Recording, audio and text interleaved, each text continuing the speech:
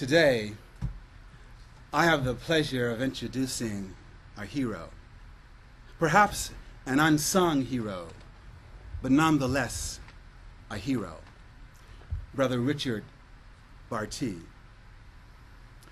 Today is Friday, May the 11th, and it's my pleasure to welcome all of you to Conversations at Wadley.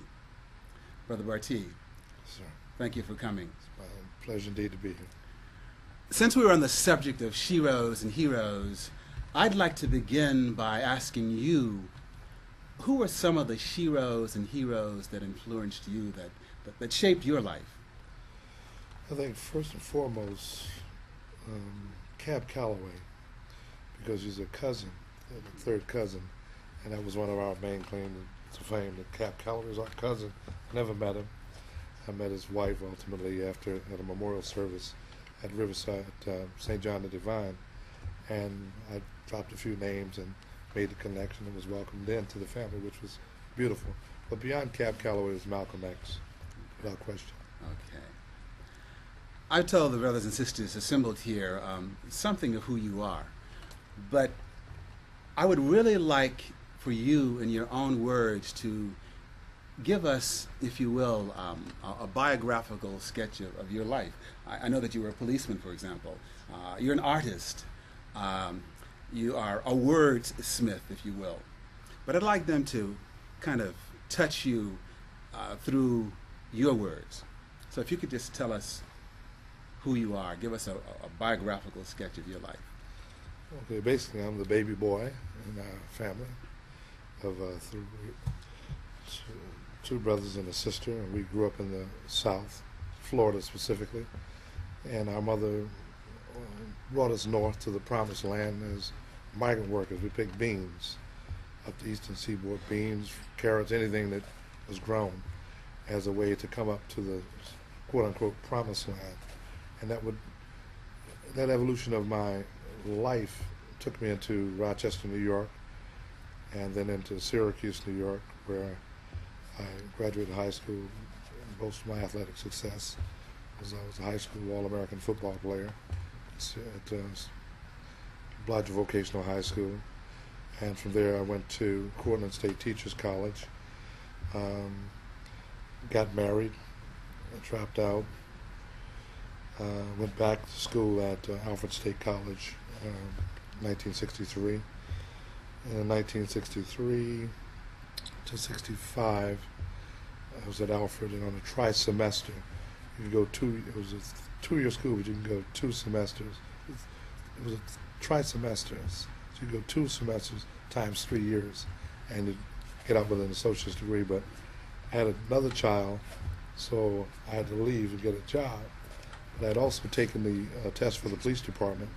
The Urban League, under the leadership of Whitney Young, who's a great civil rights leader, was recruiting black policemen. And I had no desire whatsoever to be a police officer. But I saw it as a means to an end to go to school under a program called the LEAP program, Law Enforcement Educational Act program, and go to law school. So when I got into law enforcement, I really saw that there was a schism, because police is a culture. It's not more than a job. An industry, it's a culture where you have personalities that are formed in that culture. But by and large, most African Americans have not historically been a part of that culture, so they have a difficult time fitting in to being one of the boys. So I had an episode where I was off duty, had to be involved with restraining one of my co-workers, who coincidentally happened to be white, who was, in my opinion, was verbally abusive and attempted to be physically abusive to a young African-American male.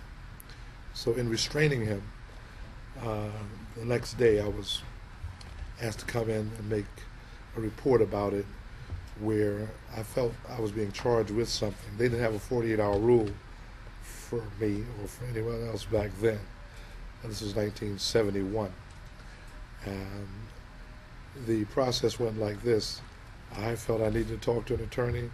They felt I needed to make a report. So sometimes, even when I stopped the young man from being physically and verbally abused, I felt maybe that may be the end of my police career, because of the psychology within that culture, you always protect your brother officer. But I'm here to say I candidly challenge any police officer to not do that, because you perpetuate a cancer in the integrity fiber of law enforcement. If a police officer commits a crime, I look at him, give him twice the time, because he's violated the integrity of his office. So that notwithstanding, I was suspended for refusing to obey a command, which was to write a report which I felt would be incriminating to me in a formal hearing. And realizing that choice, ultimately, a hearing was held without me and my attorneys there. I was found guilty and fired in absentia without me being there. But I had also lodged a complaint of discrimination with the State Division of Human Rights, which allowed me to have a public hearing, which I won, and was awarded full back pay, compensatory damages, and reinstatement. And that I thought would have redeemed me in the eyes of what I thought was right when you took a stand of that nature. But I also was in the ministry as well, so I felt spiritually I had some allegiance with the Most High God with me. So my fear was neutralized by the presence of Almighty God with me. So that was reversed, and I was awarded, my reinstatement was reversed by the Court of Appeals, and I was awarded $2,500, which was exactly the amount that I had borrowed from the PBA Credit Union to buy my house, which was my pride and joy for my children. And I did a balancing act of raising my children, somewhat as a fugitive, or not a fugitive, but in exile from Syracuse, and for them to really turn out pretty good. Some are college graduates, and some are positive, productive citizens, in spite of what happened to me. So I think I want to say that I probably would serve as an example to brothers or sisters who get in a compromising position where you have to take a stand. If you take a stand, you take a fall. That means you don't lay down. You get back up, and you're ready to fight again. And just that little episode, we're talking about heroes and sheroes today. It takes courage to take that kind of position. I dare say if more officers, and especially black men, black men and black women, those in blue, if they were to take that position, a lot of this madness that occurs in our communities perhaps would not occur, with the exception of maybe the 100 black men in law enforcement. I've met brothers in blue who act as if they're the Gestapo. So I have to applaud this brother for taking that stand. And those are the kinds of incidents that we refer to, and those are the kinds of things that brave men or sheroes and heroes have in common. They take an unpopular but a principled position. And that's something that we need to think about. We need to celebrate these kinds of heroes and sheroes in our communities. I'm sorry, my brother. I want you to finish that so we can move this along. Yeah, but beyond that, the young man that I defended, when it came time for him to testify, his mother wouldn't even let him testify at my hearing. The civil rights, the human rights hearing, where I had a suit for $500,000. Okay. So but then again, that's part of the process. So out of that, I came to New York, and I met a young fellow, 10 years older than me, named Bama the Village Poet in Greenwich Village, and he had an album called Ghettos of the Mind, which is a profound album, and I'll make one available to you, because his insight really triggered my consciousness. We became partners in Greenwich Village and Washington Square Park and Albert Hotel. And we had a concept called Potential Unlimited Theater, which means you have unlimited potential as a poet. So we came to Harlem. We set up a theater where Kentucky Fried Chicken is today on 125th and Frederick Douglass Boulevard, on the third floor, where we produce poetry, published poets, and really went to hospitals and prisons. And I really approached it as a creative arts ministry. And even though there was different people, different religions, I think we need to have like an ecumenical approach. Whatever someone's faith is, you put your faith in action in the interest of our people, and what will happen, you'll see the impact of whatever your deity system is. And mutual respect comes with that too. But in that space and time, over a 9-year period, we produced a lot of poets. and a lot of poetry events. And we were known for not taking government money because it's part of the time I was suing the state of New York. So I thought it was a little hypocritical if I'm going to take money from someone I'm suing. And just under my leadership, that was just my stance. And I feel that what we accomplished really was phenomenal. It was revolutionary because we allowed people to have free expression. They paid if they wanted to. We already paid the rent, keep the phone on, keep the lights on, and be who we are. And it's a profound, it gives you a resolve that you can do that. And it can be done. And a lot of people thought we were out of our minds. But most of those people came through that process. Today, some of them have their own publishing company. I mean, I have my own company, and some of the, like Mr. McIntosh mentioned, and we were off camera, Abiola Sinclair, one of the great female African-American historians and writers, was a part of that process. She wrote for the Amsterdam News. She has a Black History magazine, which is second to none. Camille Cosby and Bill Cosby supported her with a lot of other people. And that richness came right out of Harlem. And we were in love with Harlem because Harlem is a symbol without substance on a level of economics, but we own the legacy of the creative literary genius, the creative arts genius from the Apollo and all that. We own that as a people. And I refuse to relinquish it to anybody because we earned it from the Apollo and the Cotton Club and all of that. We're going to give you a chance to hear this brother, as an MC. I know he and Brother Ben were kind of kicking it at the top of the program. So we're gonna give you a chance to hear him so that you won't think that we're just talking about paper tigers, because this brother knows whereof he speaks. He's a pioneer, and his voice is a voice that should be revered. So we're going to move on and get these questions out of the way and give you a chance to kind of rock the house with him for just a minute, okay? But a couple of other questions that I wanted to ask Brother Bartee, because in addition to being an artist, he's a poet, and we want you to see him in all of his glory. We want him to be a mirror so that you all can realize that what he is, you can become. You can aspire to be anything that you want to do and be. This year, not this year, in 1998, there were two marches, 2 million youth marches, right? One here in Harlem, one headed by Brother Khalid, Dr. Khalid Muhammad, who is now deceased, and he was the leader and founder of the new Black Panther Party. That occurred here in Harlem, and I'm sure that most of you are aware of that. There was also another million youth march which occurred, I think it was in Washington. Million Youth March also, the one that I'm referring to. I think it was in Washington. But it was a march that was headed by the NAACP. There were 2 million youth march. Oh, was it Atlanta? I don't recall. Atlanta. Okay, it might have been Atlanta. These two marches, unfortunately, didn't attract the kind of following from youth that we had hoped. And it left many thinkers, many activists in the Harlems of this country puzzled.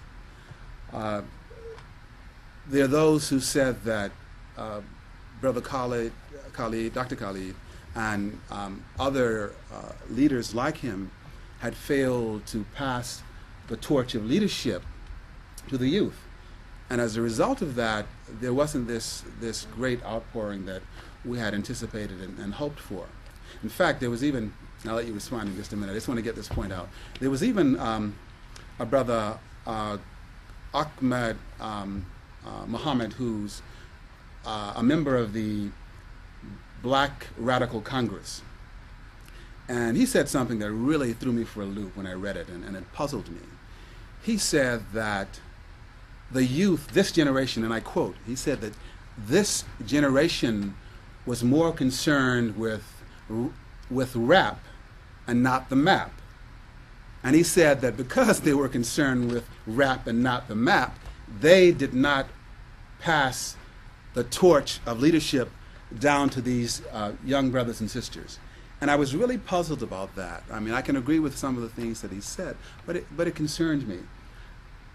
Having said that, how do you respond to that observation by him? Do you think it's true? Well, What can we do to change it? I think it was just an individual's perception and was probably the norm. I think that was just his view. But I applauded Dr. Khalid for, he challenged the right to meet, and they won. There was a constitutional question involved. It wasn't about him as a personality. They met the forces of this city and caused them to lose a lawsuit for the First Amendment right to a free speech, which occurred, and then the crowd was minimized by the way that the people were not permitted to come into that area. So that was one of the reasons for the turnout. But I think there is a disconnection to what Ahmed said, to the generation. I call it generation bridge, where nobody tells you about the toll that you're going to have to pay to come across and meet as a group, as a continuum of a culture. And I think what's happening now with the campaign for decency that Minister Conrad has initiated to clean up the rap industry. In fact, we were at a conference the other night. KRS-One was there, and I was on the panel along with Weldon Irvine, who wrote the song "To Be Young, Gifted, and Black." And we had that generation bridge in presence. I mean, I'm 57 years old, and we're talking to young rap artists who are really beyond just getting paid. A lot of them don't get paid like Mos Def and Talib and Common, because their message isn't profane, is not degrading our women, and all that. So there's a schism going on that some parts of this industry, the hip hop industry, supports the profane and not the profound. Because I don't think you have to be profane to be profound. I think it's a challenge to your creativity and intellect to have a greater command of the language. You know, we're fortunate to have some heroes here. And one hero that all of us can agree upon in this space is, of course, Ms. Collins. She's a shero. And apropos what Brother Conrad is discussing now with respect to decency in rap, she and I have had a number of when I say she, I mean Ms. Collins, she and I have had a number of conversations about the vulgarity in rap, the use of that N-word a lot, and referring to sisters as bees and hoes. It always is like a slap in my face when I hear that. And I'm reminded when I talk to her how often it's necessary for us to remind our youth that we don't have to sink into the gutter to be profound or to be creative. Brother Conrad, incidentally, thanks to you and some others, is going to come here in a couple of weeks. But what really concerns us, and I'd like you to comment on it, is that when we use language to, particularly in light of it being Mother's Day on Sunday, when we use adjectives and words to describe our women in such a base and degrading way, what does that say to the world about us as a people? I cannot think of any other ethnic group that refers to their women as hoes. I mean, perhaps they do, but it really disturbs me. And what can you say to kind of pull the covers off? I'd say very candidly that I studied with a great minister of this generation at times, Dr. A.R. Bernard, Reverend Dr. A.R. Bernard at the New York Christian Cultural Center out in Brooklyn. And then he says, your words create your world, first of all. And the kind of language you use attract the kind of people that are going to be in your life. And if you see the same kind of people being in your life doing, using that kind of language, first of all, they've relinquished their cultural, spiritual power to, just very candidly, the Bible says, honor your mother and your father that your days may be long upon this earth. Now that's not a religious thing, that's a principle. That if I'm going to honor my parents, I couldn't be out there doing something that would really bring them shame and dishonor. He said, is that your son? You know, my son has a record company. He sent me some product. I told him, son, I can't support that with that kind of content. I can take those same beats and beat anything you got on there with something more positive. But they're trying to get paid because they see the stereotypical guy living large with the SUV and the honeys and all that, and everybody wants that. And that's the magnet. It's a negative magnet that will corrode your consciousness. Because if your daughter wants to be like Little Kim, I don't think most people want their daughter to be like Little Kim, even if they like Little Kim, because of who she is projecting herself to be as the mother of a child or whatever. And I think along with it, we need to create an alternative. If we're going to say don't do that, well, let's support our young people in doing this rather than that. I think we are held accountable for not creating an alternative for you that's equally lucrative, so that you're highlighted, accentuate the positive, as they say, and eliminate the negative. Quite recently, BET was sold to Viacom, the company that owns CBS and I think UPN and MTV. And I read an article in Source magazine, and this brother was highly upset because he felt that Bob Johnson should have kept the ownership of BET in the family. It bothers me that white people, and I'm not hating white folks, that's not where I'm coming from, but it bothers me that white people are getting rich off our creativity. These brothers and sisters who are rappers, they're making chump change compared to what the owners of these companies are making. And Viacom is a juggernaut. I mean, they make billions of dollars. So when Bob Johnson sold BET, some people were highly upset. In fact, I was talking to Mr. Richardson earlier in the library, and one of the things that he said to me, and I can agree with this, from the perspective of just capitalism, that's what you would expect a capitalist to do, to make as much money as he possibly could. But he juxtaposed that comment with the observation that we as black people, and considering our history and what we have suffered and what we continue to suffer, it is important for us to bring another perspective to this whole equation.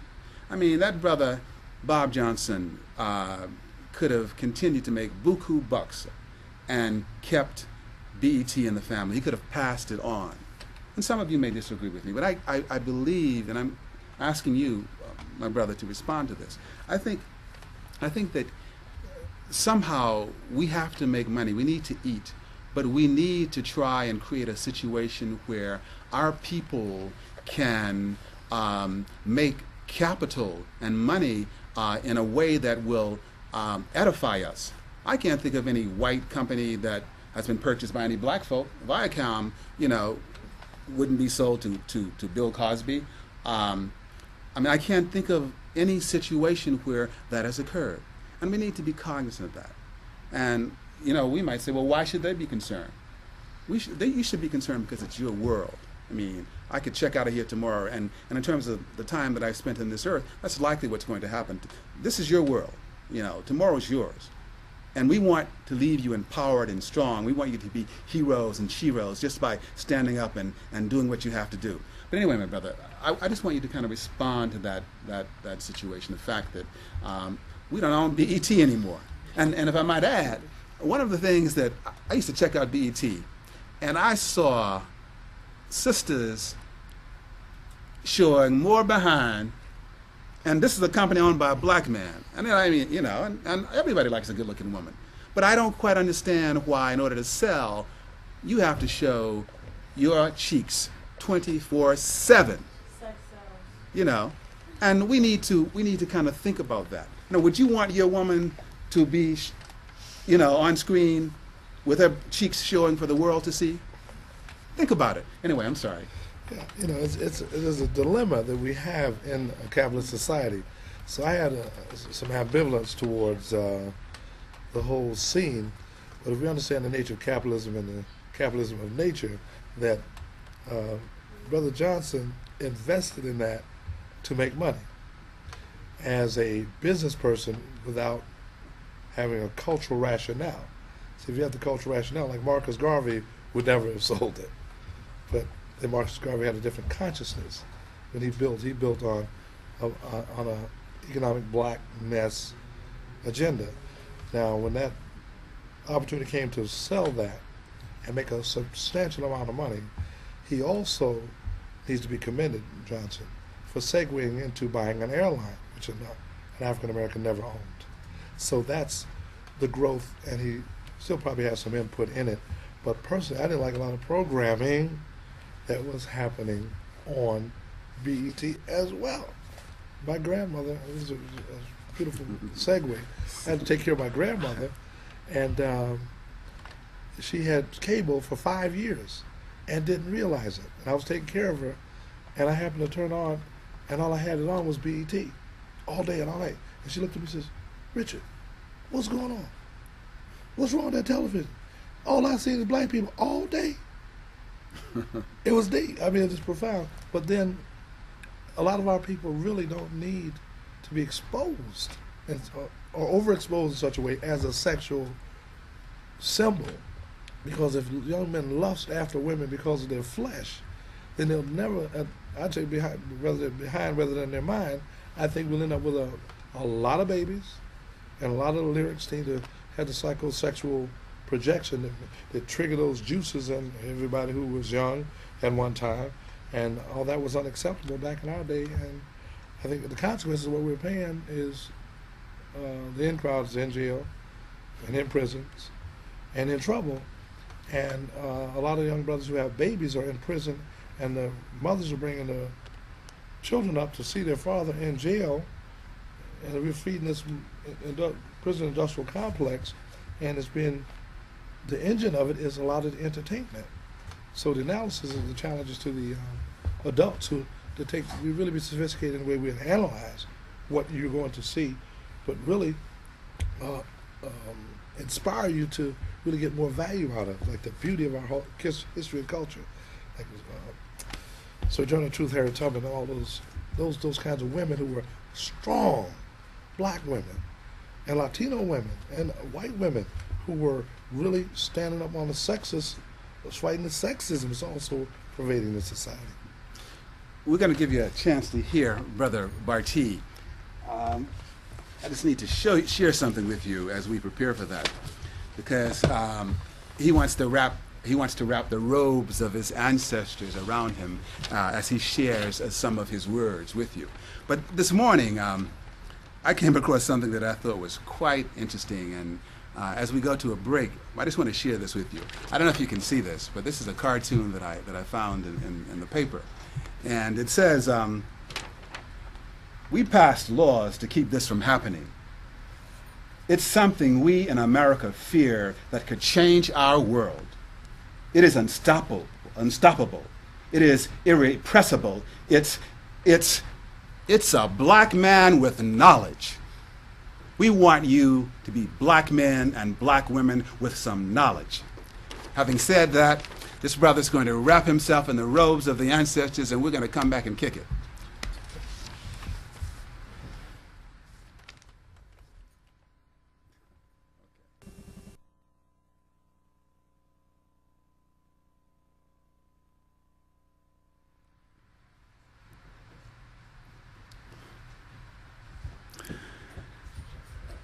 Good afternoon, and welcome back to Conversations at Wadley.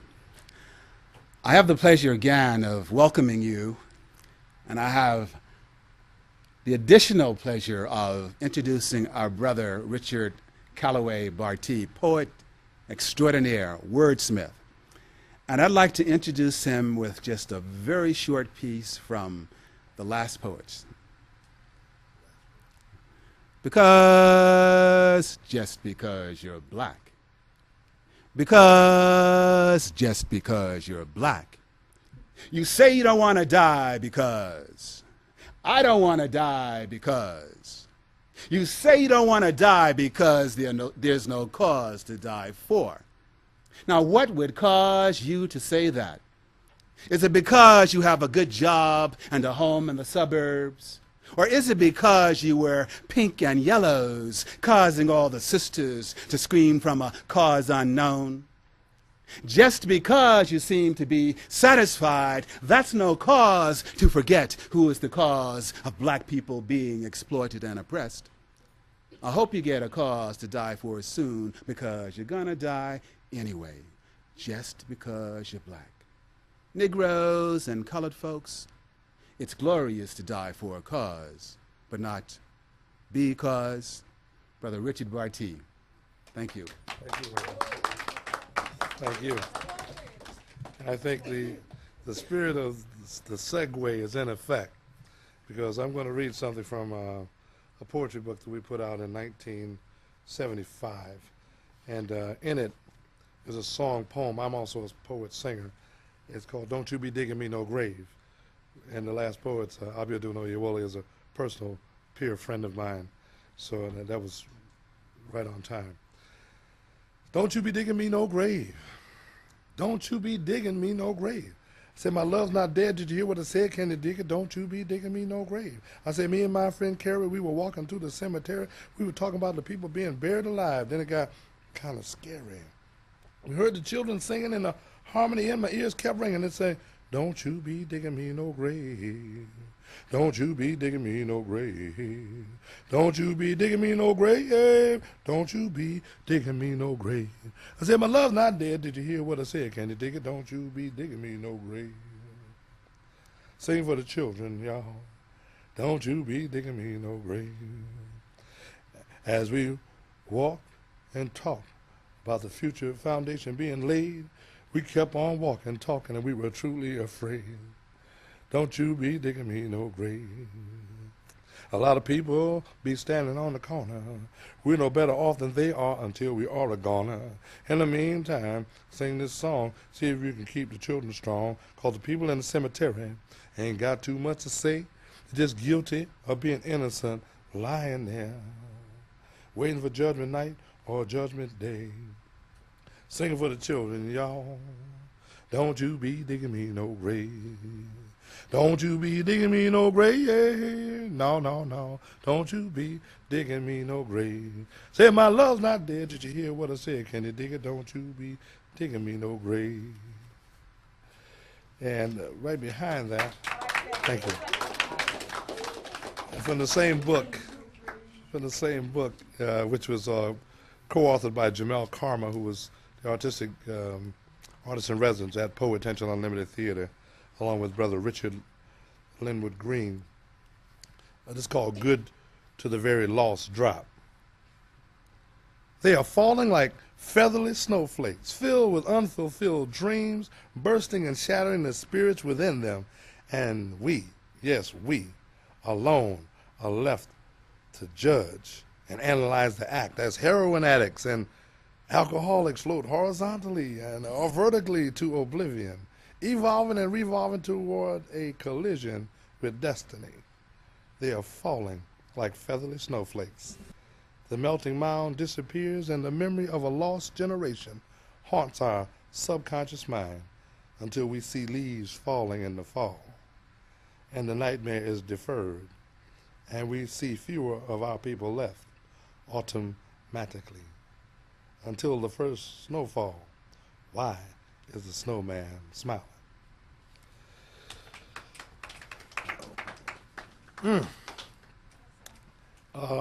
As I said, Bama the Village Poet was one of my inspirations, is one of my inspirations forever, because we met in Washington Square Park, and he was drinking, was smoking, and he was a diamond in the rough. Sometimes the Creator will put things right next to you, so I respect all homeless people. In fact, you can learn something from a fool. You know that? You can learn not to be one. So this brother was not a fool. He challenged me on my own creativity, but he wrote a poem called Nothingness. So I'll do that, then I'll do something that I know triggered my conscience to write something to parallel it. And Nothingness, which is on his album Ghettos of the Mind, said, we all concern ourselves about the beauty and the significance of something, but have we ever stopped to think about the beauty and the significance of nothingness? I lay in the darkness looking at nothingness, but I saw it and understood it and understood the beauty of it. While looking at nothingness, I heard the silence. It too was beautiful. It toyed with the strings of my heart as though a symphony. All this beauty came from nothingness.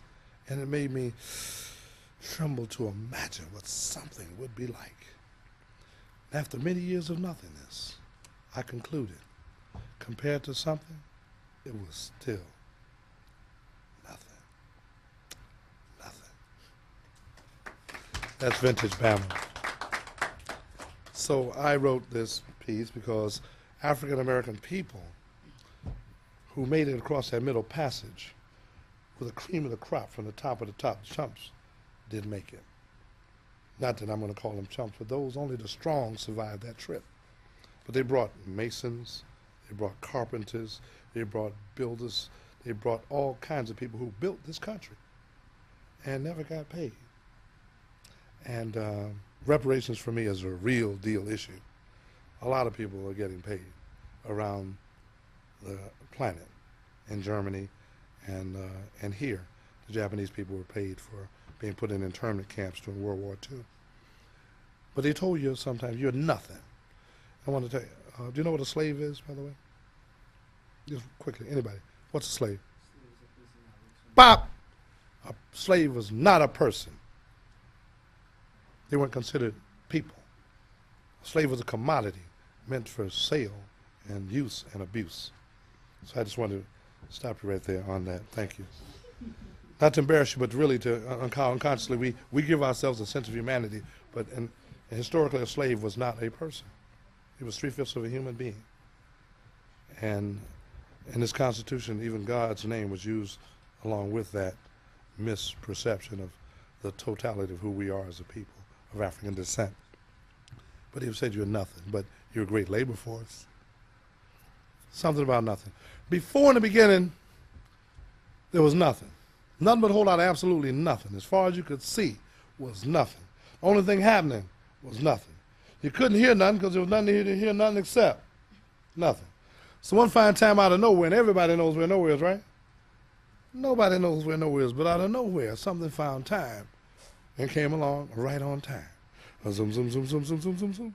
Zoom, zoom, zoom, zoom, zoom, zoom, zoom, zoom. Some came along, looked here, looked there, looked everywhere, and said, there's nothing here but a whole lot of nothing. Said, I can't see nothing, I can't do nothing, there's nothing here to do nothing with it, and who wants to do nothing with nothing? Nothing didn't say nothing. Nothing just listened to something go on and on and on and on and on and on and on and on for eons. Then nothing got tired and said, hold it, something. Who's that? Nothing said, it's nothing. So you have nothing to fear in this atmosphere. But I just want to make it perfectly clear in your ear, I'm also here. Some could avoid being kind of scared and paranoid, thinking that something would be destroyed by. Nothing. Then nothing said, let me tell you something. Even though I'm nothing, I'm still something. I'm the something that's got you surrounded. I'm the something that's holding you up. Something holding me up. Some thought it was a stick up. So in self-defense, something swung at nothing. Didn't hit nothing. There was nothing to hit. And something swung at nothing again. Mr. Fell didn't fall on nothing. There was nothing to fall on. So the scuffle went on and on in the dark. Some swinging to nothing, some swinging to nothing. And triple darkness. You know what triple darkness is, brother with the shades? You know what triple darkness is? You know what triple darkness is? It's 3 times darker than real dark, right? In triple darkness, a voice said, let there be light. Now we can see this fight. Something called day, taking a 24-hour swing at nothing called night. Day after night, night after day, day after night, night after day, day after night, night after day, and nobody knows who's going to win until the end of one fine time, and that's the truth about something and about nothing as it melodiously and creatively flowed through my mind. Part 1.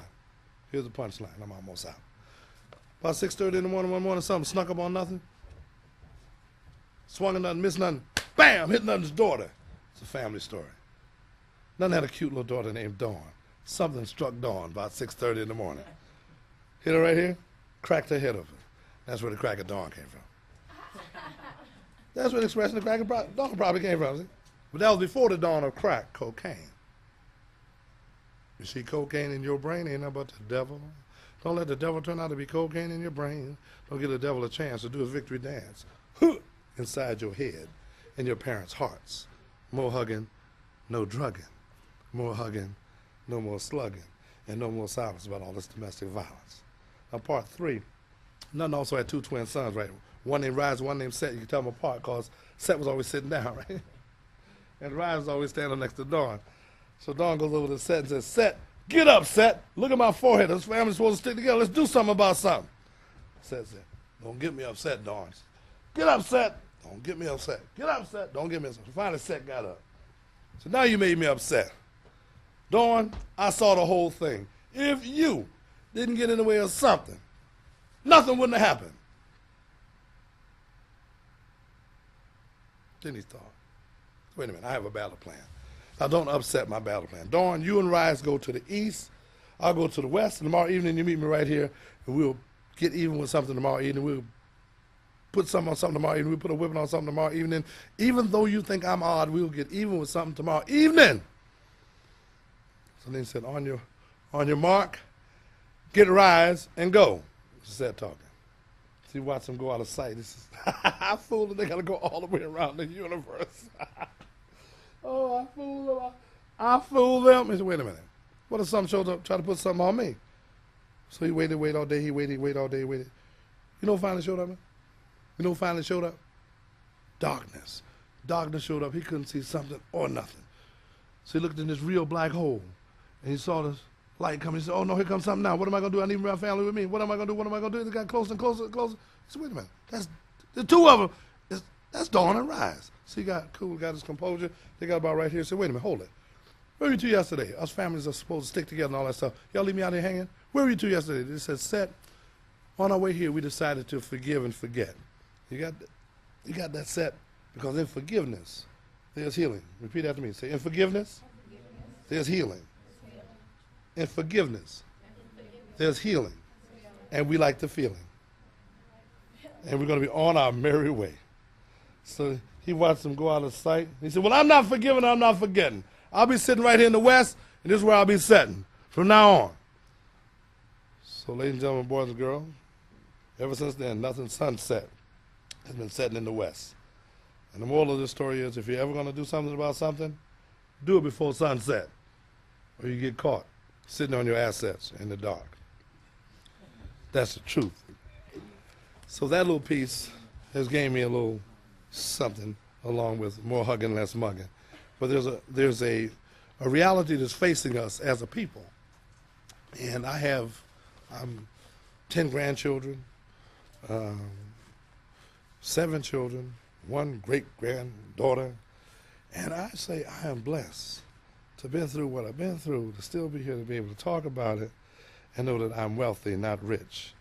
Because when you're rich, you got to pay somebody to protect your money. When you're wealthy, you have peace of mind that all the money in the world can't buy you. And when you have peace of mind and you're secure that you're connected to the Most High, and His high is cheaper and deeper, so if you want to get high, you go from the inside out. It don't cost you a dime. It costs you a little bit of time. And I think what's happening here at Wadley, I'm just blessed and honored to be able to have Brother McIntosh and Sister Collins agree to have me come through here, just plant a few seeds. So I do a thing called egonomics. A lot of artists don't work together because of ego. You see how groups break up? Diana Ross and the Supremes start out as the Supremes, isn't that right? And it starts out with the Jackson 5, and then it's Michael Jackson and the Jackson 5, and there's Michael, and there's everybody spread all over the place. There's New Edition, right? Then there's New Kids on the Block, which came by the same black producer, Maurice Starr, who took 5 Caucasian boys who said, listen, we're splitting everything down the middle, and we're going to meet at the bank. And they did, and then they broke up and went their separate ways. Bobby Brown is here. Ralph Tresvant is somewhere. But that whole psychology of what slaves, ex-slaves can or cannot do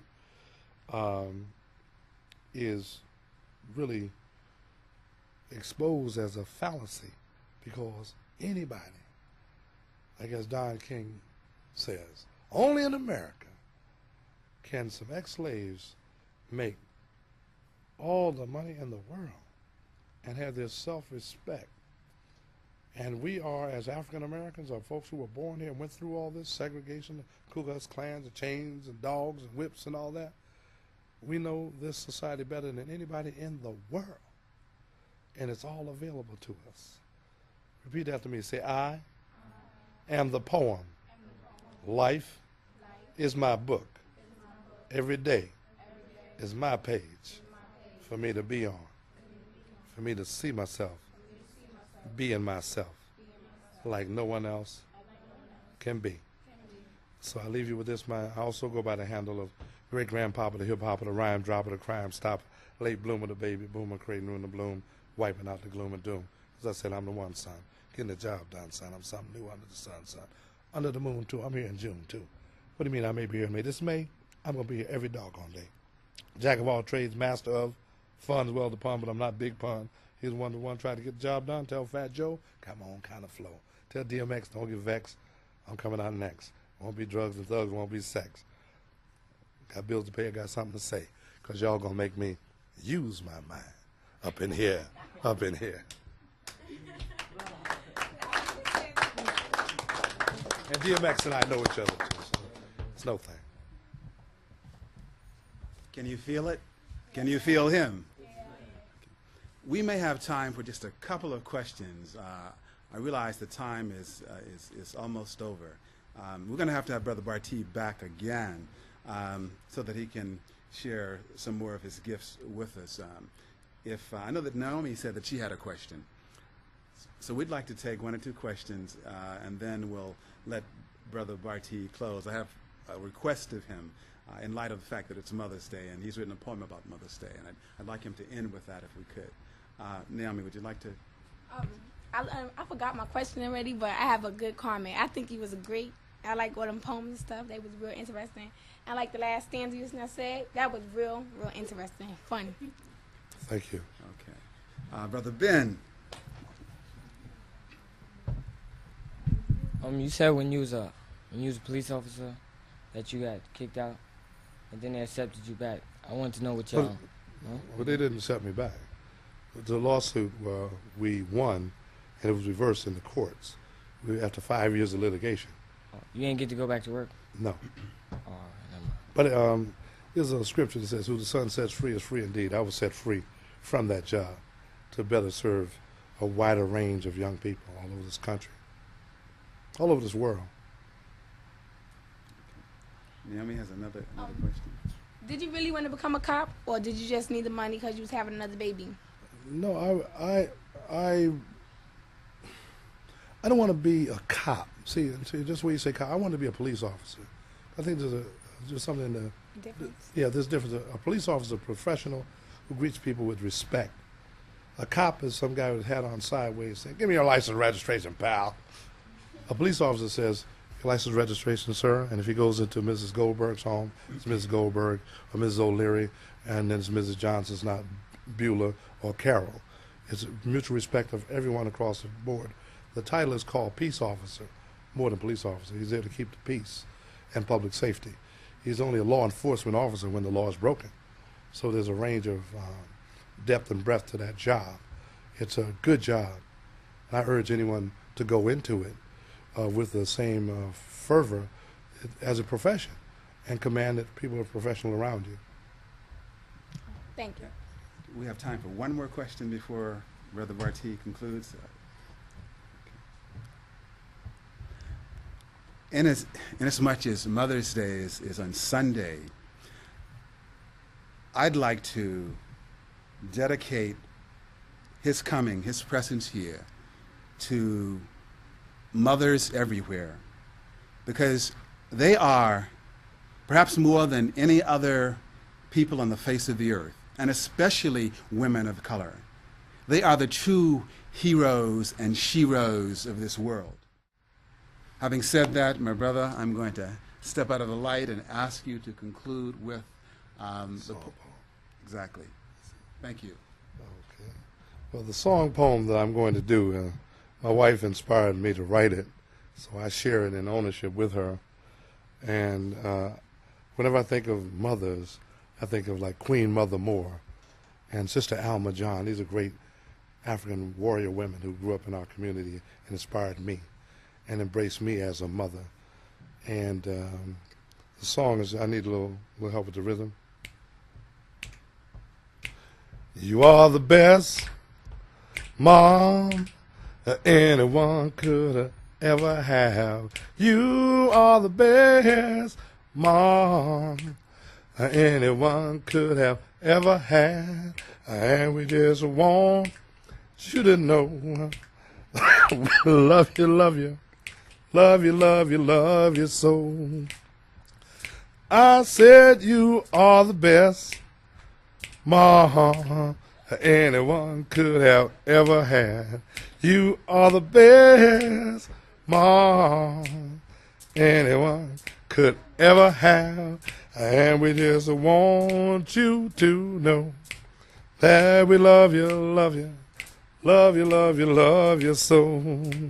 You see, there's no better mom, no, that looks better than you to us. There's no better mom, no, that cooks better than you for us. You're the best mom. You're our leading lady. You are the very best mom. You're the star of our show. You are the best mom that anyone could have ever had. And we just want you to know that we love you, love you, love you, love you so. Now Mother's Day comes once a year. This we know is true. But every day in our hearts is Mother's Day, 'cause every day we're thinking about you. You are the best mom anyone could have ever had. You are the best mom anyone could ever have. And we just want you to know, come on. Love you, love you, love you, love you so. Just want you to know, Mom, we love you, love you, love you. Just want you to know, hey, Mom, we're always thinking of you. And the way that we walk, the way that we talk, the way that we carry ourselves, well, we won't let nobody put our culture up on their shelves. Hi, you are the best mom, very best mom.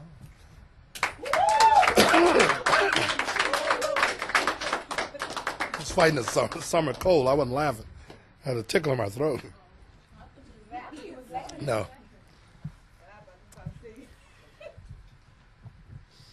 As we celebrate Mother's Day, to all the sisters in the audience, all of the mothers of the world, we love you, we embrace you. Brother Bartee, thank you for coming today. Thank you. And the young brothers in the audience, stand up, be strong. You are tomorrow's Malcolms. You can change the world. You can change the world. Peace.